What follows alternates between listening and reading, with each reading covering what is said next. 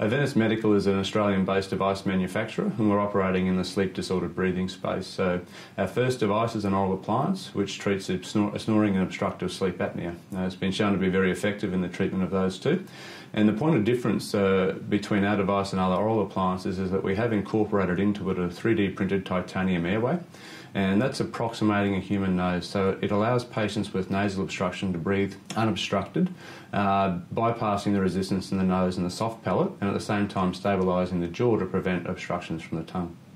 It works in two ways. Firstly, it can advance the mandible by bringing the jaw forward. It prevents the tongue collapse. But as patients suffer from nasal congestion obstruction through the night and they struggle to breathe, we have a second airway in here that allows the air to bypass the nose and soft palate issues and get the air straight to the back of the throat. So we stabilise the jaw, we bypass nose and soft palate issues, and we allow very low resistance and easy breathing for the patient.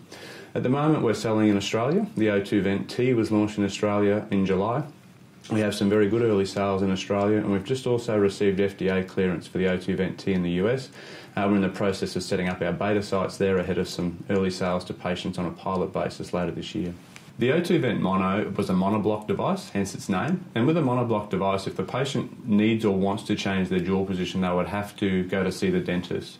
The O2 Vent T is this one here, so the patient can use an Allen key to wind their jaw forward or back to adjust their jaw position, and it also allows lateral movement for comfort.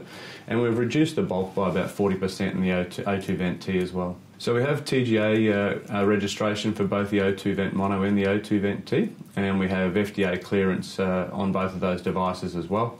And because of the harmonisation of regulatory rules and our current ISO 13485 audit, that will enable us to sell to all jurisdictions around the world. In terms of our financials, we have some very early cash flow in terms of revenue from our early sales in Australia, and we're about to start pilot sales in the US as well. We have a very strong cash position after our IPO in July. It's only our first quarter as a listed company, and we would expect to see sales accelerating in the US in the second half of calendar year 17, and from there we'll have some visibility on when we might become cash flow positive. But at the moment, very early stages, we're very happy with the early sales we've got. 12 months from now, I think it'll be a very different company.